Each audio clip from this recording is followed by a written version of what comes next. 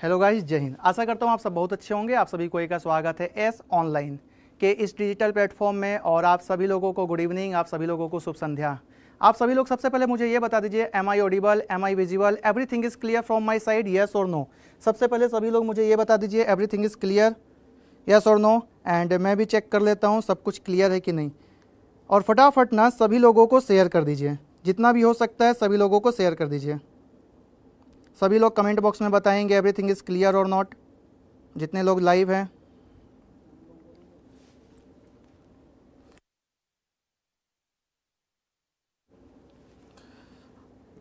Okay, चलिए। तो आज जो शुरुआत हो रही है वो शुरुआत हो रही है, आप लोगों को यहाँ दिख भी रहा होगा, एक नए प्लेटफॉर्म के साथ में, एक नए जोश के साथ में। और वो है एसएससी जेई 2024 के लिए जनरल अवेयरनेस का पूरा सीरीज़।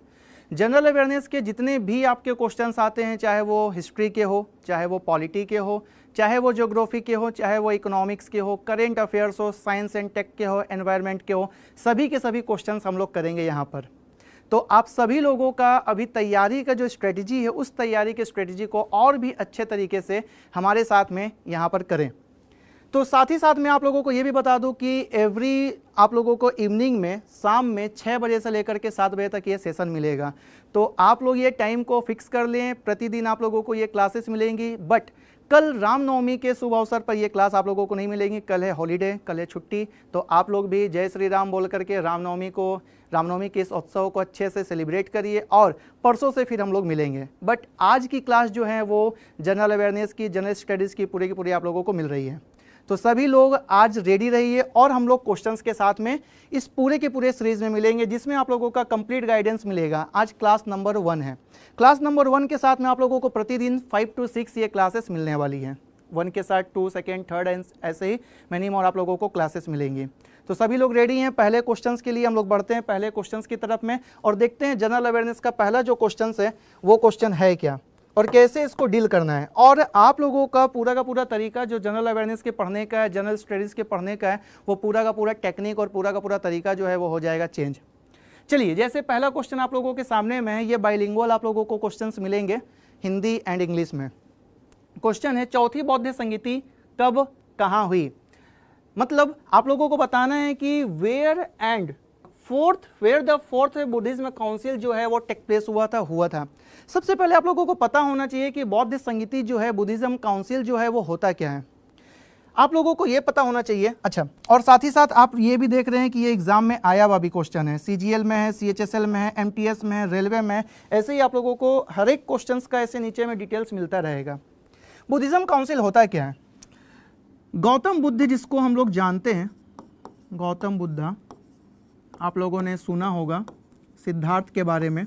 जब इनको ज्ञान की प्राप्ति हो जाती है, जब ये लुम्बिनी कपिलवस्तु से निकल करके, अपने जन्मस्थली से निकल करके बोध गया में आते हैं और बोध गया में ज्ञान की प्राप्ति हो जाती है। और ज्ञान को जब ये प्रचार करते हैं, ठीक है, और इनके डेथ हो जाने के बाद में जो इनके अनुयायी थे, जो इनके डिसाइपल थे, वो सभी के सभी अनुयायी लोग गौतम बुद्ध के ज्ञान को और ज़्यादा स्प्रेड अप करने के लिए, और ज़्यादा आगे बढ़ाने के लिए, मतलब इनके ज्ञान को स्प्रेड अप करने के लिए, इनके ज्ञान का प्रचार प्रसार करने के लिए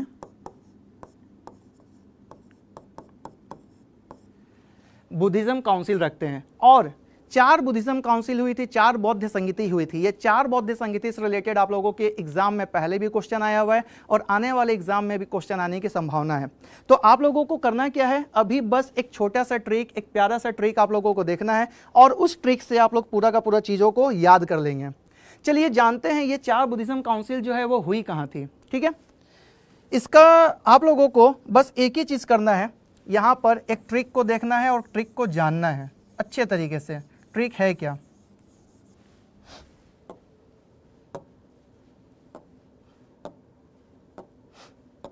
आते हैं। ट्रिक क्या है, ट्रिक है ईयर के लिए है, ट्रिक प्लेस के लिए है, स्थान, उसके जो अध्यक्ष थे प्रेसिडेंट के लिए है, और जो किंग है उसके लिए है। ठीक है, तो ईयर जो है वो 4 ईयर में ये बुद्धिज्म काउंसिल जो है वो कंडक्ट हुई थी। कौन कौन से ईयर में। ईयर है 483 बिफोर क्राइस्ट बीसी में, 383 बीसी में बिफोर क्राइस्ट ईसा पूर्व, 251 251 ईसा पूर्व में और फर्स्ट सेंचुरी में, पहली शताब्दी में। ये 4 बुद्धिज्म काउंसिल हुई, 4 ईयर आपको ध्यान रखना है। अब 4 ईयर के अलावा और क्या है, यहाँ पर है प्लेस, कहाँ कहाँ पर ये हुआ। तो उसके लिए आपको एक ट्रिक याद रखना है, रा वा पा का। ये रावा पा का क्या है, रा से हो जाएगा राजगीर, ठीक है, व से हो जाएगा वैशाली, प से हो जाएगा पाटलिपुत्र, जिसे आजकल हम लोग पटना भी कहते हैं, बिहार पटना जो आप लोग सुनते हैं, पाटलिपुत्र। उसके बाद एक क से कुंडलवन कश्मीर। ये 4 जगह में बुद्धिज्म काउंसिल जो है ये हुई थी। ये प्लेस के लिए है। अब इसके प्रेसिडेंट कौन कौन बने, अध्यक्ष कौन कौन बने, तो अध्यक्ष के लिए भी आपको एक ट्रिक याद रखना है, ट्रिक है, और इसको नोट भी करते चलिएगा। जितना आप नोट करेंगे उतना ज़्यादा डेटा आप लोगों के पास रहेगा। वो ट्रिक है, महाराजा सबका मन बड़ा। क्या हुआ कि कोई महाराज है, उनके सामने आप जाकर के बोल रहे कि आपके साम्राज्य में सभी लोगों का मन बढ़ गया, बहुत बड़े हो गए हैं। इससे आप याद रख सकते हैं। पहले प्रेसिडेंट का नाम क्या है, तो उनका नाम है, आप लोग पढ़े भी होंगे और जानते भी होंगे सभी के सभी लोग, है कि नहीं, महाकश्यप। जो पढ़े होंगे उनको पता होगा, महाकश्यप। दूसरे जो हैं उनका नाम है साबाकामी। तीसरे प्रेसिडेंट का जो नाम है उनका नाम है मोगलीपुत्र तिष्य, मोगलीपुत्र तिष्य। और चौथे का जो नाम है उनका नाम है वसुमित्र। तो इस प्रकार से 4 जो प्रेसिडेंट थे, जो अध्यक्ष थे, ये 4 बुद्धिज्म काउंसिल के, वो उनके नाम हैं। अब किंग कौन कौन से, आपके एग्जाम में यही पूछा जाएगा, किंग कौन कौन से थे, कैसे वो बने थे किंग, ठीक है, उनके बारे में भी। तो ये याद रखना है, अका अक, अ का अ का। अब ये क्या है, अ से हो जाएगा अजात शत्रु। पहले जो बुद्धिज्म काउंसिल हुई थी, बौद्ध संगति हुई थी, उसके जो अध्यक्ष थे, उसके अध्यक्ष जो थे वो थे अजात शत्रु, ठीक है। दूसरे नंबर के जो अध्यक्ष रहेंगे, दूसरे नंबर के जो अध्यक्ष रहेंगे उनका नाम भी हम लोग यहां पर करते हैं,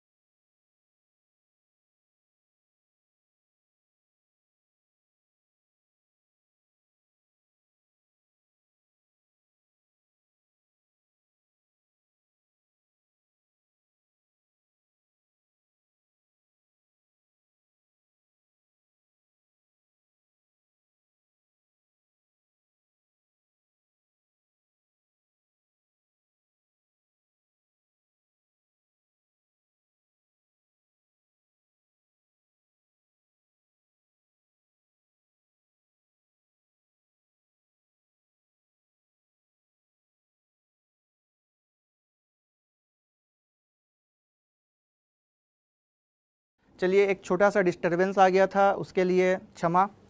तो क से हो जाएगा कालाशोक, यहाँ लिख देता हूँ कालाशोक का नाम, ताकि आप लोगों को भी अच्छे से नोट करने में और स्क्रीनशॉट लेने में भी इजी रहे। नोट भी करते चले आप लोग, अगर नोट कर रहे हैं तो, और स्क्रीनशॉट भी लेते चले, नहीं तो कालाशोक। सेकेंड नंबर के जो हैं उनका नाम है, जो रहेंगे,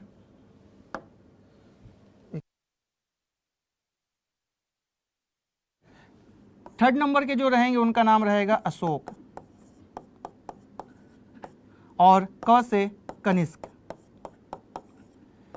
ये 4 राजाओं के नाम, 4 अध्यक्ष के नाम, 4 प्लेस और 4 ईयर, ये चारों आप लोगों को याद रखना है। अब आपसे यहाँ पूछा क्या जा रहा है, चौथी बौद्ध संगीति कब और कहाँ हुई थी। अब आप देखिए चौथी बौद्ध संगीति 4th नंबर का जो बुद्धिज्म काउंसिल है उससे रिलेटेड आपसे अगर कुछ भी पूछा जाएगा तो आप तुरंत बता देंगे कहाँ हुआ था। तो चौथे नंबर का जो बुद्धिज्म काउंसिल हुआ था वो हुआ था कुंडलवन कश्मीर में। उसके जो अध्यक्ष थे वो थे वसुमित्र, उसके जो राजा थे वो थे कनिष्क। ये आपको ध्यान रखना है। इसका मतलब है चौथे बुद्धिज्म काउंसिल हुई थी कश्मीर में। कश्मीर 1st सेंचुरी, पहले सेंचुरी में, पहली शताब्दी में जो बुद्धिज्म काउंसिल हुई थी वो हुई थी कश्मीर में। ठीक है, तो इस प्रकार से आप लोगों को सारे के सारे डेटा जो है वो नोट करते चलने हैं और अपना जो है ओके ठीक है, नोट भी करते चले सभी लोग नोट भी करते चले जितने भी लोग हैं। हाँ, नेक्स्ट क्वेश्चन है आप लोगों के सामने, जेम्स चैडविक ने क्या खोजा, what did James Chadwick discover. James Chadwick ने जो खोजा था उसके लिए आगे तो सबसे पहले आपको पता होना चाहिए कौन से एग्जाम में पूछा गया है। ये प्रीवियस ईयर में रेलवे में, एसएससी में, व्यापम में भी ये क्वेश्चन आया हुआ है। तो आप लोगों को बताना है जेम्स चैडविक ने खोजा क्या था। क्या वो खोजा था उन्होंने इलेक्ट्रॉन को, क्या प्रोटॉन को खोजा, क्या न्यूट्रॉन को खोजा, कि नन ऑफ दीज, इनमें से कोई सी भी चीज़ को नहीं खोजा है। सबसे पहले जेम्स चैडविक जो हैं उनके बारे में थोड़ा सा डिस्कशन कर लिया जाए। इंग्लिश मैन थे, ठीक है, यूनाइटेड किंगडम से बिलोंग करते थे और परमाणु के जो संगठक होते हैं, जो एटम्स के जो कंपोनेंट्स होते हैं, उस कंपोनेंट्स के लिए इनको जाना जाता है। ठीक, हम लोग जानते हैं परमाणु के संगठक के बारे में अगर हम लोग पढ़ते हैं तो हम लोग पढ़ते हैं इलेक्ट्रॉन के बारे में। ठीक है, चलो यहाँ पर लिखा हुआ ही है, मैं आप लोगों को थोड़ा सा एक ट्रिक के साथ में भी इसको डिस्कस कर देता हूँ। तो अगर परमाणु के संगठक का बात किया जा रहा है तो इलेक्ट्रॉन होता है, प्रोटॉन होता है और न्यूट्रॉन होता है। ये 3 संगठक होते हैं, ये 3 कंपोनेंट्स होते हैं परमाणु के एटम के। अगर यहाँ पर बात किया जाए जेम्स चैडविक का तो इसके लिए आप एक ट्रिक को याद रख सकते हैं और उस ट्रिक से आप सारी की सारी चीज़ों को कंप्लीट कर सकते हैं। सर क्या क्या है ट्रिक? ट्रिक है, अच्छा, ऐसी ट्रिक का दुरुपयोग ना करें, जनहित में जारी। रीज़न, क्योंकि इसी ट्रिक से आप लोगों के एग्ज़ाम्स तो क्लियर होंगे ही, बट इसका प्रयोग अगर आप कहीं करेंगे तो में भी शायद कुछ दिक्कतें आ जाए। ईंटा पर नाच, कोई ईंटा है, उस ईंटा पर आप लोगों को नाचना है। ईंटा समझ रहे होंगे, ब्रिक्स, ईंटा। ई से हो जाएगा इलेक्ट्रॉन और ट से हो जाएगा थॉमसन। आप थॉमसन की जगह में थॉमसन को याद रखिए। ठीक है, थॉमसन या थॉमसन जो है उन्होंने 1897 में इलेक्ट्रॉन की खोज की थी। इलेक्ट्रॉन में जो चार्ज होता है वो होता है नेगेटिव, माइनस चार्ज होता है। प से हो जाएगा प्रोटॉन और र से हो जाएगा रदरफोर्ड। रदरफोर्ड के द्वारा प्रोटॉन की खोज की गई थी। कब की गई थी? तो ये की गई थी 1911 में, ये भी याद रखना है। न से हो जाएगा न्यूट्रॉन और च से हो जाएगा जेम्स चैडविक। चैडविक के द्वारा किसकी खोज की गई? तो चैडविक के द्वारा जो खोज की गई थी वो खोज की गई थी न्यूट्रॉन की। ठीक है, अब आप लोगों के एग्जाम में अगर इलेक्ट्रॉन से रिलेटेड भी अगर पूछा जाएगा तो आप बता देंगे जे थॉमसन। आप लोगों से प्रोटॉन के बारे में पूछा जाएगा तो भी आप बता देंगे रदरफोर्ड। और आपसे अगर न्यूट्रॉन के बारे में पूछा गया तो आपको तो पता चल ही गया कि ऑप्शन कौन सा है, option number C is neutron. अगर आप लोगों को ऑप्शन सी आया है that mean you are right. ठीक है, तो इस प्रकार से आप जितने भी परमाणु के जो संगठक है वो सारे के सारे संगठक, सारे के सारे कंपोनेंट्स को भी याद रख सकते हैं। अब एक क्वेश्चन आप लोगों को यहीं से है, जैसे मैंने बताया कि जेम्स चैडविक ने न्यूट्रॉन की खोज की थी, आप लोगों को बताना है कि ये कौन से ईयर में की थी। चाहूँ तो मैं लिख दूं, बट कमेंट बॉक्स में आप लोग अगर इस वीडियो को रिकॉर्डेड फॉर्म में भी बाद में भी देखते हैं तो उसको कमेंट बॉक्स में आप लोगों को लिखना है। ठीक है, कि जेम्स चैडविक ने परमाणु के जो न्यूट्रॉन की जो खोज की थी, परमाणु के एक संगठक के एक कंपोनेंट की, वो कौन से ईयर में की थी। ये आप लोगों के लिए आज का होमवर्क, प्रतिदिन ऐसे ही कुछ ना कुछ आप लोगों को मिलता रहेगा। इसका आप स्क्रीनशॉट भी ले लें अगर आप लेना चाह रहे हैं तो, नहीं तो नोट करते चले, ज़्यादा अच्छा रहेगा। आगे है क्वेश्चन, आया हुआ क्वेश्चन है आप लोगों के एग्जाम में, एसएससी जेई में भी आया हुआ है, रेलवे में भी आया हुआ है, पीएससी में भी आया हुआ है, मतलब इंपॉर्टेंट क्वेश्चन है। क्वेश्चन है कि which of the following is the Navratna of Akbar. Akbar के नवरत्न जो है वो कौन है? सबसे पहले नवरत्न होते कौन है, किनको बोला जाता है नवरत्न? 9 पर्सन जो हैं उनके द्वार की शोभा को बढ़ाते थे, उनके पूरे के पूरे साम्राज्य की शोभा को बढ़ाते थे, उनको बोलते हैं नवरत्न। अकबर पहले ऐसे पर्सन नहीं है, हाँ मुगल डायनेस्टी में पहले पर्सन है जिनके साम्राज्य में नवरत्न होते थे, बट अकबर पहले ऐसे पर्सन नहीं है जिनके साम्राज्य में नवरत्न होते थे। इनसे पहले भारतीय एक राजा थे, उनका नाम था विक्रमादित्य। विक्रमादित्य के भी साम्राज्य में 9 रत्न हुआ करते थे, उनका भी ट्रिक हम लोग देखेंगे, उनके 9 रत्न के बारे में भी जानेंगे और कौन कौन से थे 9 रत्न विक्रमादित्य के शासनकाल में, उनको भी जानेंगे। परंतु अभी क्वेश्चन जो है वो दिया हुआ है अकबर के 9 रत्न के बारे में। अच्छा, कुछ ट्रिक्स जो है ना वो फनी ट्रिक्स रहेंगे, कुछ ट्रिक्स जो है वो आपको समझाने के लिए, याद कराने के लिए रहेंगे, और ये पूरा का पूरा फुल्ली मेरे द्वारा बनाया गया है, ठीक है। हिंदी वाले, इंग्लिश वाले सभी प्रकार के ट्रिक्स मिलेंगे और थोड़ा सा डिटेल्स भी हम लोग डिस्कस करते रहेंगे। आज पहली क्लास है, आप लोगों को बस ओवरव्यू दिखा रहा हूँ कि कैसे कैसे क्वेश्चंस आए हुए हैं और उसको आप कैसे सॉर्ट आउट करेंगे, कैसे उसको सॉल्व करेंगे। आगे आने वाले समय में हम लोग और भी जो आ सकते संभावित क्वेश्चन, पॉसिबिलिटीज़ जिनके क्वेश्चंस के आने की, वो सारे के सारे क्वेश्चंस को करेंगे। पहला ऑप्शन है मुल्ला दो प्याजा है, दूसरा ऑप्शन है फैजी है, तीसरा फ़कीर अजीउद्दीन और चौथा सभी, इनमें से सभी। तो आप लोगों को बताना है कि कौन कौन से पर्सन जो थे इनके दरबार में नवरत्न की शोभा बढ़ाते थे।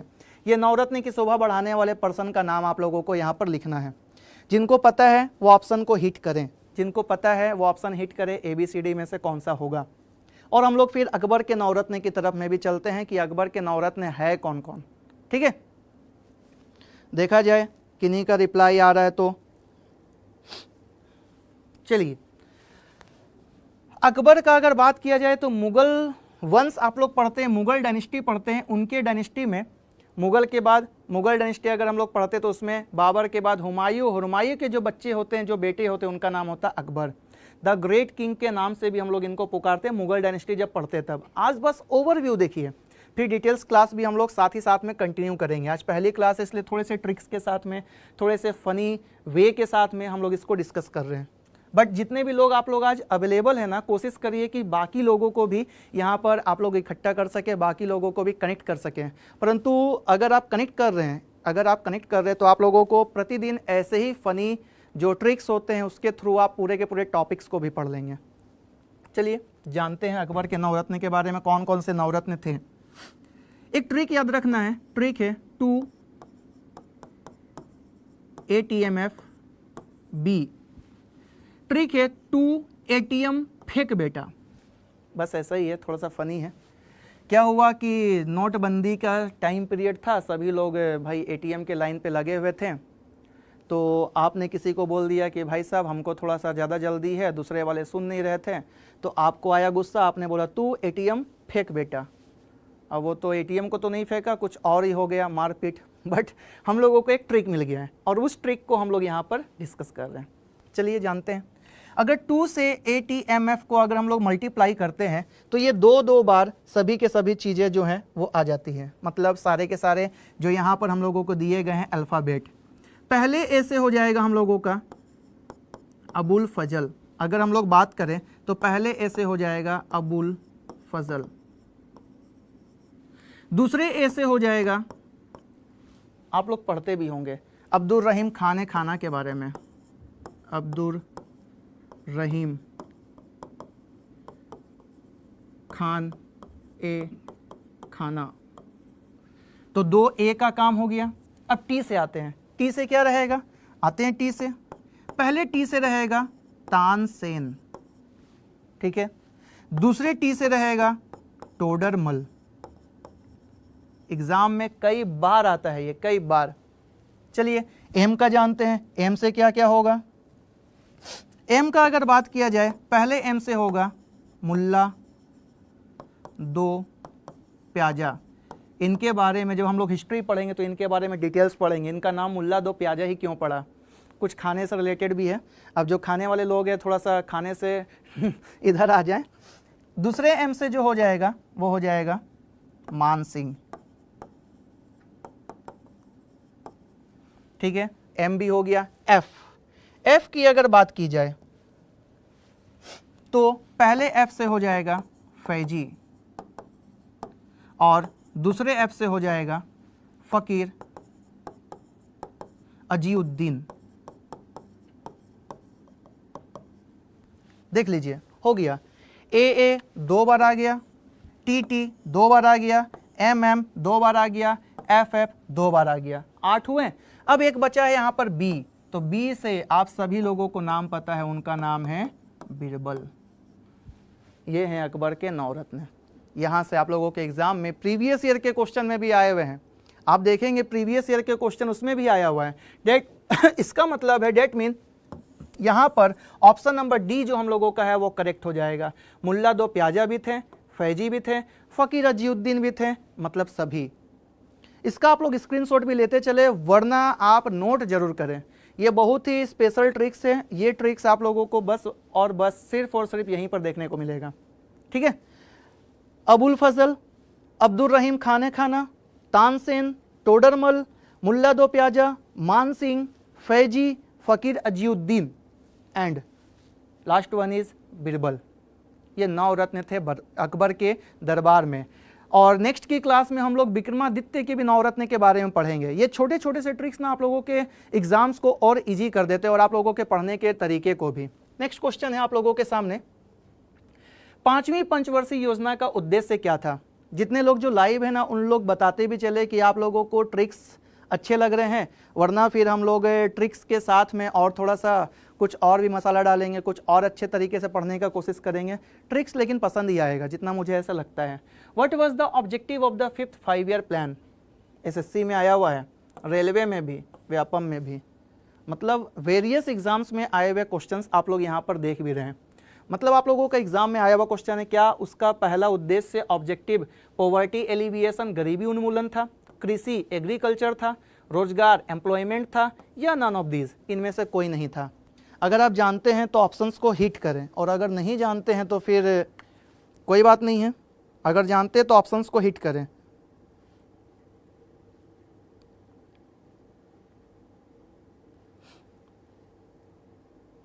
जिनको इनको पता है वो ऑप्शंस को हिट करें।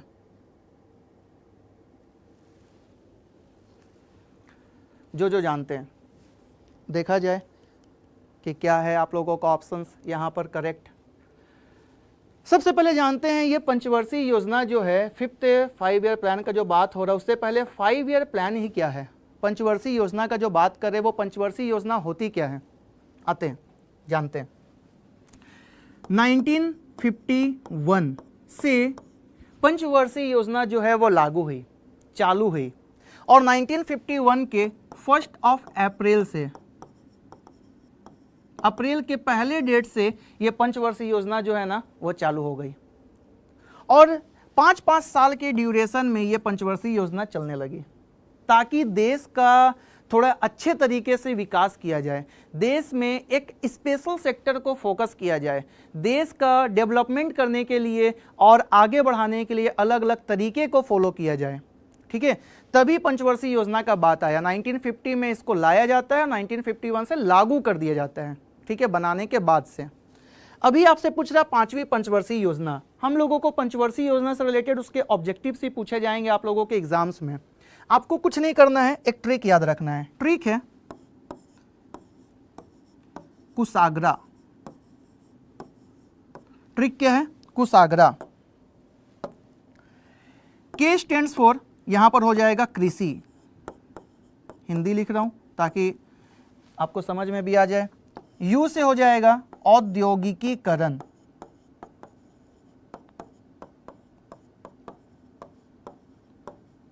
ठीक है, इंडस्ट्रियलाइजेशन बोलते हैं। कृषि मतलब एग्रीकल्चर, औद्योगिकीकरण इंडस्ट्रियलाइजेशन। एस से स्वावलंबी अर्थव्यवस्था, इसको सेल्फ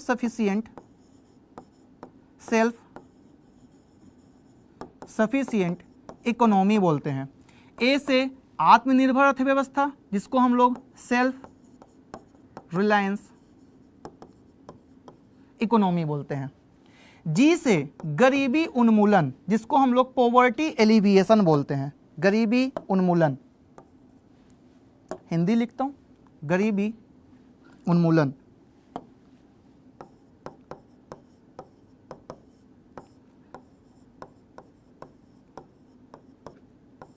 आर से हो जाएगा रोजगार, जिसको हम लोग एम्प्लॉयमेंट भी बोलते हैं, रोजगार।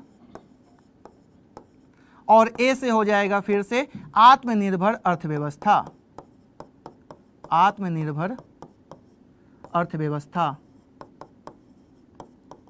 इसका मतलब है आप लोगों से यहां पर जो पूछा जा रहा है क्या चीज से रिलेटेड आप लोगों से पूछा जा रहा है, 5वीं पंचवर्षीय योजना। यहां पर देखिए 5th 5 ईयर प्लान के बारे में आपसे पूछा जा रहा है। अब यहां पर काउंट करिए, 1 2 3 4 5, 5वां नंबर है जी। जी का मीनिंग क्या है? गरीबी उन्मूलन, पॉवर्टी एलिविएशन।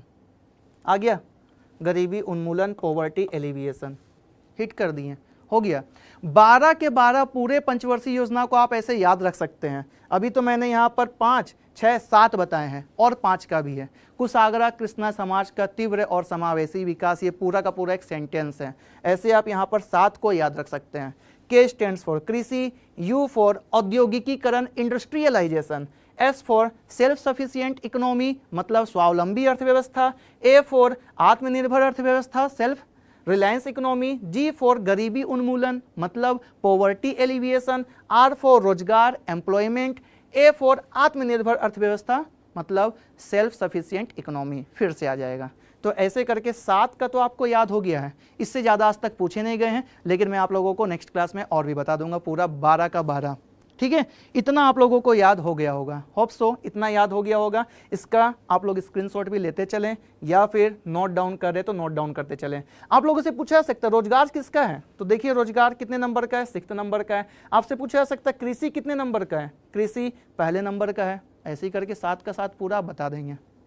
नेक्स्ट क्वेश्चन, इनमें से कौन सी गैस जो है वो ग्रीन हाउस गैस नहीं है? क्वेश्चन को सबसे पहले जब भी आपको एग्जाम देते हैं ना, उस एग्जाम में उस क्वेश्चंस को अच्छे से पढ़ा करिए। बहुत सारे लोग नहीं की जगह में, नोट की जगह में हाँ वाला पढ़ लेते हैं और सारा का सारा हिट कर देंगे। ऑप्शन देखिए वैसे ही दिया हुआ भी है, carbon dioxide, carbon monoxide, nitrous oxide सभी। अब जो नहीं पढ़े हैं वो सभी को हिट कर देंगे, बट उनका हो जाएगा गलत। जो प्लस मार्क्स मिलना था वो नेगेटिव मार्क्स लेकर के जाएंगे, है कि नहीं? समझ रहे हैं ना आप लोग मेरी बातों को? तो चलिए बताइए ग्रीन हाउस गैस नहीं कौन सा है, आप लोगों को बताना है। ये भी एसएससी रेलवे व्यापम में आया हुआ क्वेश्चन है, ये तो कई सारे एग्जाम्स में पूछे जाते हैं, बट आप लोगों को ग्रीन हाउस गैस क्या है वो पता भी होना चाहिए। ग्रीन हाउस गैस GHG जो है, ऐसे गैसें हैं जो कि अर्थ के टेम्परेचर को, पृथ्वी के तापमान को क्या करके रखते हैं? अर्थ के टेम्परेचर को बना करके रखते हैं, मेंटेन्ड करके रखते हैं। अगर ये गैसें का, अगर इन गैसों का उत्सर्जन, अगर इन गैसों का इमिशन ज़्यादा होने लग जाएगा तो पृथ्वी का तापमान बढ़ जाएगा, अर्थ का टेम्परेचर जो है वो इंक्रीज हो जाएगा। अगर इन गैसों का इमिशन कम होगा तो पृथ्वी का तापमान बहुत गिर जाएगा, सब जगह पे बर्फ ही बर्फ दिखेंगे। डेट मीन ये रिस्पॉन्सिबल गैस है अर्थ के टेम्परेचर को मेंटेन करने के लिए, बट अभी ज़्यादा इमिशन हो रहा है, डेट्स वाई आपको सब तरफ गर्मी ही गर्मी फील हो रहा है कि नहीं? गर्मी बढ़ते जा रही है पिछले कई सालों के बाद। अभी देखिए कई सालों पहले अगर आप देखोगे तो गर्मी के टाइम का जो ड्यूरेशन है वो भी बढ़ रहा है और साथ ही साथ गर्मी भी बढ़ रही है। वो ग्रीन हाउस गैस के ज़्यादा इमिशन के चलते हो रहा है। अब कौन कौन सी गैस आती हैं, कौन कौन सी गैस नहीं आती, उसके लिए आप लोगों को एक छोटा सा, और फिर से बोल रहा हूँ, इस ट्रिक का दुरुपयोग ना करें। ट्रिक है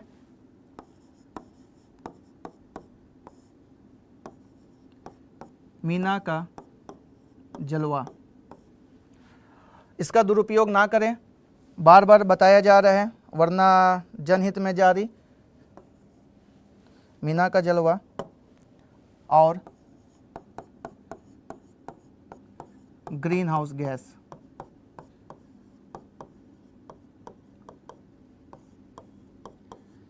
ऐसे आप याद रख सकते हैं GHG के बारे में, ग्रीन हाउस गैस के बारे में।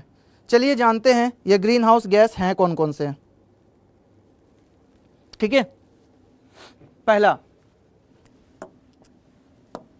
मी से हो जाएगा मीथेन, CH4 जानते होंगे, सुने होंगे, है ना? मीना नाम की कोई लड़की है, उनका पूरा का पूरा जलवा चल रहा है, पूरा क्रेज चल रहा है मार्केट में, और उसी के चलते वो पूरा ग्रीन हाउस बढ़ा दिए, मतलब गर्मी बढ़ा दी है। कोई नहीं, हम लोगों को एक ट्रिक मिल गया तो हम लोग उसको याद रख लें। मी से हो जाएगा मीथेन, ना से हो जाएगा नाइट्रस ऑक्साइड, ठीक है, का से हो जाएगा कार्बन डाइऑक्साइड, उसके बाद जलवा से हो जाएगा वाटर वेपर, जिसको हम लोग बोलते हैं जल वाष्प, हिंदी में जल वाष्प बोलते हैं, हिंदी भी लिख दिया जाए जल वाष्प। ओ से हो जाएगा ओजोन, O3 ओजोन, और ग्रीन हाउस गैस जो है वो याद रखने के लिए। इसका मतलब methane, nitrous oxide, carbon dioxide, जल वाष्प, ओजोन, ये सारी की सारी गैसें जो हैं वो अर्थ के टेम्परेचर को क्या करती हैं, ये अर्थ के टेम्परेचर को मेंटेन रखती हैं या फिर बढ़ाने में भी योगदान देती हैं। अभी जो अर्थ का टेम्परेचर, पृथ्वी का तापमान जो बढ़ रहा है ना, वो इन्हीं गैसों के सबसे ज़्यादा इमिशन के चलते, उत्सर्जन के चलते बढ़ रहा है। ऑप्शन देखिए, क्या कार्बन डाइऑक्साइड है? हाँ सर, कार्बन डाइऑक्साइड है। क्या कार्बन मोनोऑक्साइड है? नहीं सर, कार्बन मोनोऑक्साइड नहीं है। क्या नाइट्रस ऑक्साइड है? हाँ सर, नाइट्रस ऑक्साइड भी है। अब यहां पर देखिए क्या होता है, अब यहां पर सभी भी ऑप्शन दिया हुआ है, तो आप बोलेंगे सर 2 ऑप्शन आ रहा है और साथ में डी भी आ रहा है, ये क्वेश्चन भी ऐसे ही दिया गया था। ठीक है, यहां पर हम लोगों का सिर्फ और सिर्फ ऑप्शन नंबर जो बी है वो नहीं होगा और ऑप्शन नंबर डी जो है वो नहीं होगा। ये सेम टू सेम क्वेश्चन आपको प्रीवियस ईयर में भी देखने को मिल जाएंगे। फिर इसको जानते विलोपित किया गया था, इसका बच्चों को नेगेटिव मार्किंग जो किए थे या पॉजिटिव मार्किंग जो किए थे उनको कुछ नहीं दिया गया था, इस क्वेश्चन को ही डिलीट कर दिया गया था। ऐसे ही क्वेश्चन आपको देखने को मिलेंगे भी, कई बार 1-2 क्वेश्चन ऐसे देखने को मिलते हैं। तो ऐसे क्वेश्चन से घबराना नहीं है। अगर आपको पता है हिट करिए, नहीं पता है छोड़ दीजिए, आपको उसका मार्क्स मिल जाएगा या फिर सबके लिए जाएगा, डिलीट हो जाएगा। तो ऐसे क्वेश्चंस के लिए बस ये ट्रिक बताने के लिए ये क्वेश्चन लेकर आया गया था। ठीक है, कार्बन मोनोऑक्साइड इसका जवाब जो है वो नहीं होता है। कार्बन मोनोऑक्साइड हम लोगों के ग्रीन हाउस गैस में नहीं आती हैं। ठीक, मतलब यहाँ पर जितनी गैसें लिखी गई हैं वही की सारी गैसें आती हैं अर्थ के टेम्परेचर को इंक्रीज करने के लिए। बढ़ते हैं नेक्स्ट क्वेश्चन की तरफ में। नेक्स्ट क्वेश्चन है, what is the name of the highest peak of Satpura? आपको बताना है सतपुरा की जो ऊंची चोटी है उसका नाम क्या है। अगर आप कभी घूमने गए हो, आप अगर कहीं पर विजिट किए हो सतपुरा वाले प्लेस में, पंचमढ़ी वाले प्लेस में, मालवास प्लेट्यू वाले प्लेस में, सबसे पहले ये सतपुरा जो है वो है क्या? जब आप मालवास प्लेट्यू के बारे में पढ़ेंगे, मालवा के पठार के बारे में पढ़ेंगे, मालवास प्लेट्यू के बारे में जब आप पढ़ेंगे तब आपको सतपुरा के बारे में पढ़ने को मिलेगा। ठीक है, मालवास प्लेट्यू का सबसे हाईएस्ट प्लेस है, जो सबसे हाईएस्ट पिक जो है वो है सतपुरा का श्रेणी में हम लोग पढ़ते हैं। और उस श्रेणी में, उस रेंज में एक सबसे ऊंची चोटी जो होती है उसका नाम होता है धूपगढ़, जो कि पंचमढ़ी में हम लोगों को स्टेब्लिश्ड मिलेगा, पंचमढ़ी में हम लोगों को दिखेगा। ठीक है, तो सतपुरा की सबसे ऊंची चोटी का नाम है धूपगढ़, याद रखना है। ये आपको मालवास प्लेट्यू मतलब एमपी वाले पार्ट में आपको देखने को मिलेगा, मालवा के पठार वाले पार्ट में देखने को मिलेगा। सर याद कैसे रखेंगे? कुछ नहीं, याद करना है आप लोगों को, साड़ी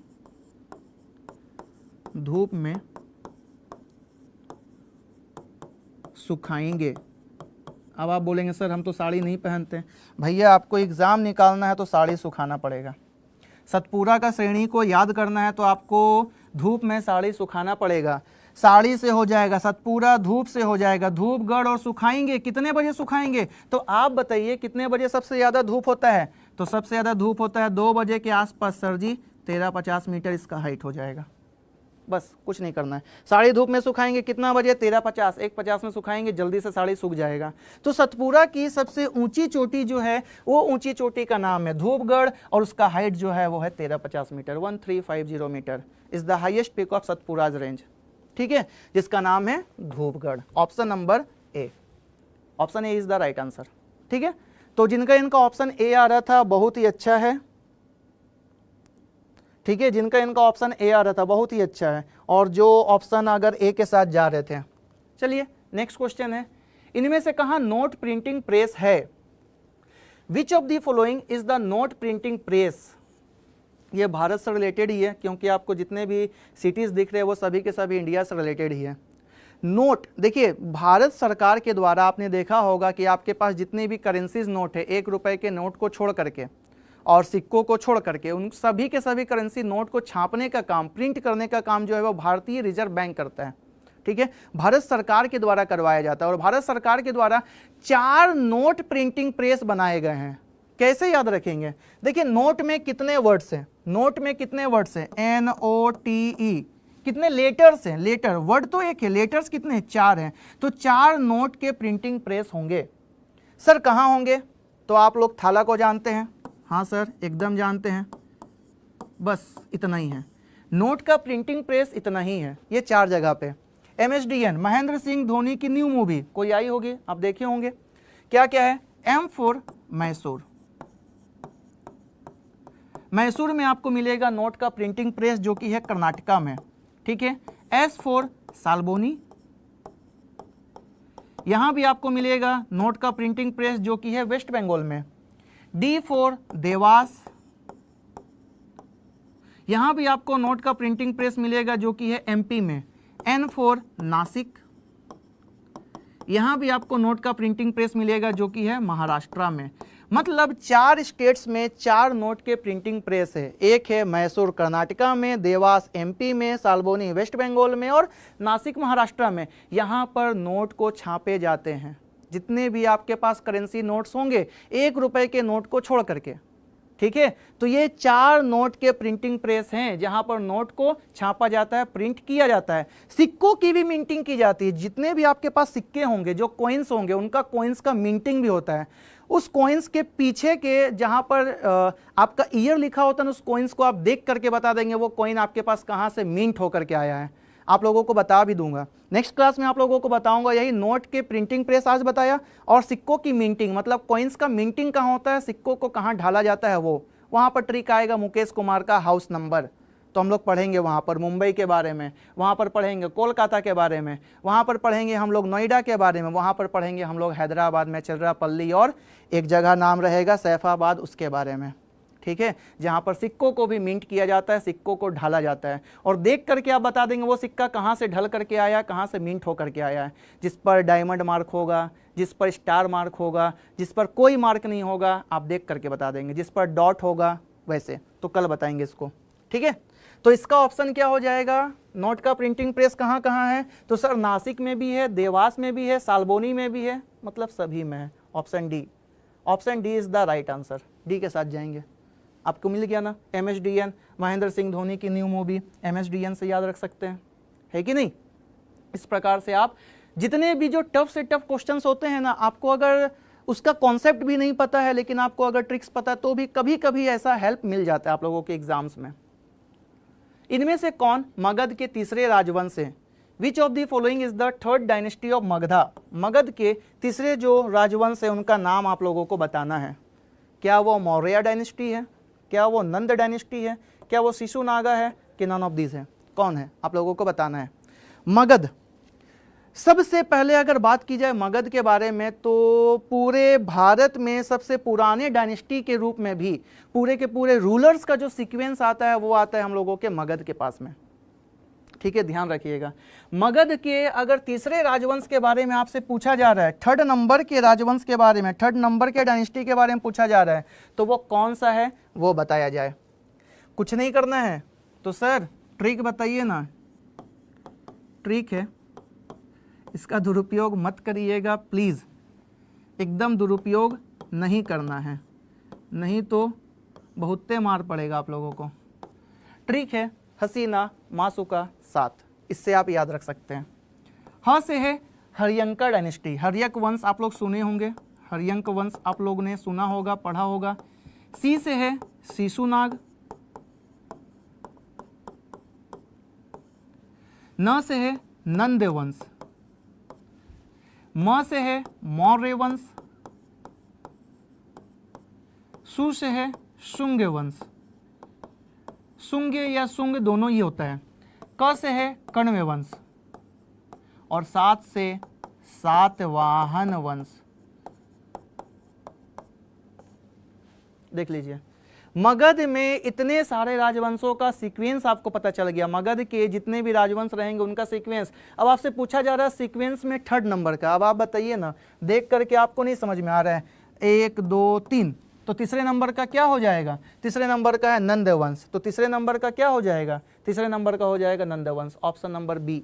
आपसे पूछा जाएगा शिशुनाग कितने नंबर का है, तो देखिए इधर शिशुनाग कितने नंबर का है, 1 2 3 4 5 6 7, 7 जो दिया हुआ है उसमें से शिशुनाग जो है वो है 2nd नंबर का, तो शिशुनाग हो जाएगा 2nd नंबर।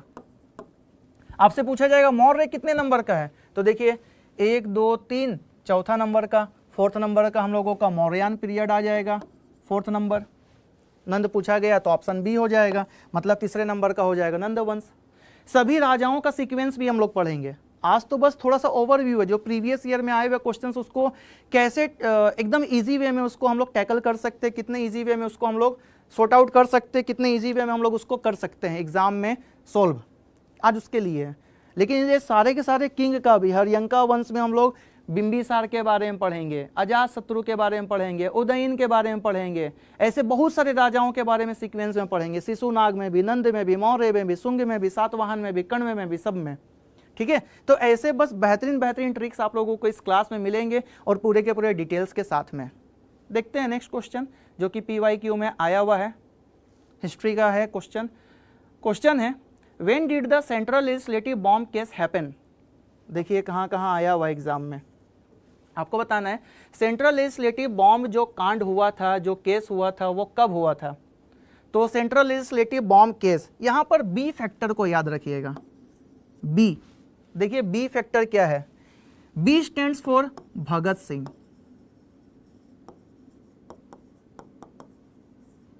इनकलाब जिंदाबाद सुने होंगे आप लोग, अभी बताएंगे इसके बारे में details. B stands for Batukeshwar Dutt.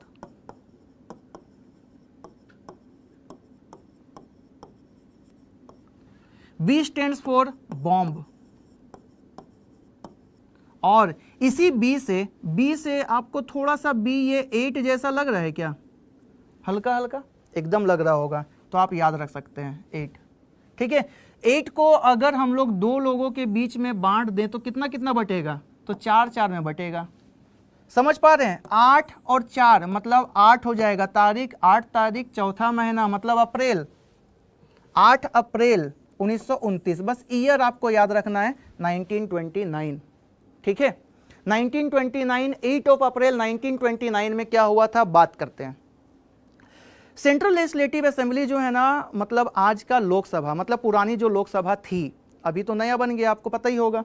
ठीक है, तो पुरानी जो लोकसभा थी ना, जो लॉर्ड इरविन के टाइम पीरियड में जिसका मतलब कि हम लोग बात करते हैं और उसको इनॉग्रेट किया गया और अच्छे तरीके से बनाया गया, जैसे भी, तो पुरानी जो लोकसभा थी ना, तो सेंट्रल लेजिस्लेटिव असेंबली, वहाँ पर ट्रेड डिस्प्यूट बिल पर जो बात है ना वो चल रही थी, मतलब उस पर डिस्कशन चल रहा था। वहाँ पर भगत सिंह और बटुकेश्वर दत्त जो होते हैं ना, वो सिर्फ और सिर्फ धुएं वाले, स्मोक वाले बॉम्ब को लेकर आते हैं और खाली डेस्क पे, खाली बेंच पे पटकते हैं और बहुत सारे पर्चियाँ लेकर आते हैं, बहुत सारे अपने साथ में पर्ची लेकर आते हैं। और बॉम्ब को पटकने के बाद जब सब तरफ एकदम स्मोक होता है, तब इन लोग नारा लगाते हैं, इनकलाब जिंदाबाद, भारत माता की जय। और सोए हुए जो हमारे जो राजा लोग, जिसके द्वारा, अंग्रेजों के द्वारा जो शासन किया था, साम्राज्य के सोए हुए नेताओं को जगाओ और देश को आगे बढ़ाओ, ये सभी नारे लगाए जाते हैं। और ये किया जाता है 8 अप्रैल 1929 को भगत सिंह, बटुकेश्वर दत्त के द्वारा। तो बी फैक्टर को आप याद रखिएगा, बटुकेश्वर दत्त, भगत सिंह, बी से बॉम्ब, और बी को हमने 8 भी बना दिया था। ठीक है, तो इस प्रकार से आप लोगों को सारे के सारे मतलब फैक्ट्स के साथ में आप लोगों को थोड़ा सा टर्मिनोलॉजी को भी याद होता रहे, है ना। तो ये याद रखना है, सेंट्रल लेजिस्लेटिव बॉम्ब जो केस हुआ था वो कब हुआ था, तो 8 अप्रैल 1929, 1929 में। नेक्स्ट है, सबसे अधिक साक्षर राज्य कौन सा है, कोई भी बता देगा। ये 2011 के जनगणना का ये बात कर लें, सेंसस का ये बात कर लें, या 2021 के भी सेंसस का बात कर लें। ऐसे 2021 का सेंसस का डेटा हमारे पास में नहीं है, हम लोग 2011 के सेंसस के डेटा के अकॉर्डिंग बात करेंगे और अच्छे तरीके से करेंगे। ठीक है, तो बताएं 2011 का सेंसस के डेटा के according which is the most literate state, कौन सबसे मोस्ट लिटरेट स्टेट है, यूपी है, केरला है, बिहार है कि सिक्किम है, फिर से बताएं। चलिए अच्छे तरीके से इसको याद कर लीजिए, हमेशा के लिए कुछ नहीं करना है। एक थोड़ा सा भोजपुरी आप लोग सीखे होंगे, जानते होंगे, तो उसी के ऊपर में ट्रिक बना हुआ है, समझ जाएंगे, हिंदी टाइप का ही होता है। उसके मन ने कहा बियाह कब हुई, ऐसा कोई एक पर्सन है, उसका मन बार बार बोलता है कि उसका बियाह मतलब शादी, मतलब मैरिज कब होगा। कुछ नहीं हुआ, बस 2011 का सारा सेंसस का डेटा हम लोगों को पता चल गया, जनगणना के सारे आंकड़े पता चल गए। देखिए कैसे जानते हैं, कैसे सभी के सभी आंकड़े हम लोगों को पता चले। ऊ से हो जाएगा उत्तर प्रदेश, स से हो जाएगा सिक्किम, उत्तर प्रदेश जो है वो मोस्ट पॉपुलेटेड स्टेट है इंडिया का, और सिक्किम जो है वो सबसे लीस्ट पॉपुलेटेड स्टेट है इंडिया का 2011 के सेंसस के according. 16.51% population Uttar Pradesh, only Uttar Pradesh अपने पास में एक्वायर करके रखा हुआ है 2011 के सेंसस के अकॉर्डिंग, और 0.05% पॉपुलेशन है सिर्फ और सिर्फ सिक्किम के पास में। मां से हो जाएगा मेघालय, मेघालय, ठीक है। ना से हो जाएगा नागालैंड। डेट मीन मेघालय जो है वो सबसे ज्यादा पॉपुलेशन ग्रोथ रेट के साथ में है। 27.9% का ग्रोथ रेट मेघालय में देखने को मिला, और सबसे कम ग्रोथ रेट जो देखने को मिला वो देखने को मिला 0.58% का, वो भी माइनस में वो देखने को मिला कहाँ, नागालैंड में। सबसे ज़्यादा सबसे कम ग्रोथ रेट का, ये पॉपुलेशन में सबसे ज़्यादा सबसे कम, ये ग्रोथ रेट में सबसे ज़्यादा सबसे कम, ने का कोई मीनिंग नहीं है।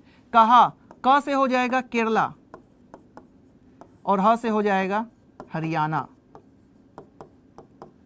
केरल में सबसे ज़्यादा आपको क्या मिलेगा, सेक्स रेशियो देखने को मिलेगा, ठीक है, 1084, मतलब पर 1000 मेल पर 1084 जो है ना वो फीमेल्स वहाँ पर अवेलेबल है, और सबसे कम फीमेल्स जो अवेलेबल है वो है हरियाणा में 879। अभी बहुत ही अच्छा मोदी सरकार के द्वारा जो बहुत सारे लाए गए थे, बेटी बचाओ बेटी पढ़ाओ, सुकन्या समृद्धि योजना, लाडली योजना, मातृत्व सुरक्षा योजना, बहुत सारी योजनाओं के थ्रू, प्रोग्राम्स के थ्रू फीमेल्स के जो पहले डेथ होते थे ना वो डेथ को कम किया गया, और लड़कियों का जो ज़्यादा से ज़्यादा जो रेट है उसको बढ़ाया जाए, मतलब लिंगानुपात को, मतलब सेक्स रेशियो को। बी से हो जाएगा बिहार, और अ से हो जाएगा अरुणाचल प्रदेश, अरुणाचल। ये क्या चीज़ के लिए है, ये है डेंसिटी के लिए। सबसे ज़्यादा डेंसिटी अगर कहीं पर है तो 1106 है पर स्क्वायर मीटर में, पर स्क्वायर किलोमीटर में जो रहते हैं वो रहते हैं बिहार में 1106 लोग, और अरुणाचल प्रदेश में रहते हैं ओनली 17 लोग। एक स्क्वायर किलोमीटर में सिर्फ और सिर्फ 17 लोग रहते हैं। फिर क से हो जाएगा, क से केरला, और ब से हो जाएगा बिहार। ये क्या चीज़ के लिए है, ये है लिटरेसी रेट के लिए। सबसे ज़्यादा लिटरेट पर्सन आपको मिलेंगे कोई स्टेट में तो वो मिलेगा केरला में 94%, और सबसे कम लिटरेट लोग जो मिलेंगे वो मिलेंगे आपको बिहार में 61.8%। होए का कोई मीनिंग नहीं है, ऐसा ट्रिक आप लोगों को नहीं देखने को मिलेगा। 2011 का पूरा सेंसस आपको इस ट्रिक से याद हो गया। 2011 पूरा सेंसस, कहाँ सबसे ज़्यादा कहाँ सबसे कम पॉपुलेशन, कहाँ सबसे ज़्यादा ग्रोथ रेट कहाँ सबसे कम ग्रोथ रेट, उसके बाद ने का कोई मीनिंग नहीं, क से केरला कहाँ सबसे ज़्यादा सेक्स रेशियो कहाँ सबसे कम सेक्स रेशियो, कहाँ पर सबसे ज़्यादा अगर बात किया जाए डेंसिटी का, कहाँ सबसे कम डेंसिटी, कहाँ पर सबसे ज़्यादा लिटरेसी रेट, कहाँ पर सबसे कम लिटरेसी रेट। यही सब आपके एग्जाम में डेटा पूछे जाएंगे। 2011 का सेंसस आएगा उस पर भी ट्रिक बनाएंगे, उसको ही ट्रिक को भी आप लोगों से शेयर करेंगे। आप लोगों से पूछा जा रहा है सबसे अधिक साक्षर राज्य कौन है, तो सबसे अधिक साक्षर राज्य कौन हो गया, तो यहाँ पर हम लोगों को देखने को मिला कौन, केरला, ऑप्शन बी। सबसे कम बिहार, ठीक है, यूपी सबसे ज़्यादा पॉपुलेशन के साथ, सिक्किम सबसे कम पॉपुलेशन के साथ, बिहार सबसे कम लिटरेसी रेट के साथ और सबसे ज़्यादा डेंसिटी के साथ, याद रखिएगा, ठीक है, 2011 के सेंसस के अकॉर्डिंग। और भी ऐसे ही बेहतरीन और भी बहुत सारे क्वेश्चंस आप लोगों को देखने को मिलेंगे। ये सारे क्वेश्चंस हम लोग नेक्स्ट क्लास में डिस्कस करेंगे और अच्छे से हम लोग डिस्कस करेंगे। यहाँ पर सारे जितने भी आज तक प्रेसिडेंट बने हुए हैं, द्रौपदी मुर्मू तक, पूरे के पूरे 15 प्रेसिडेंट का हम लोग ट्रिक क्लास में याद करेंगे।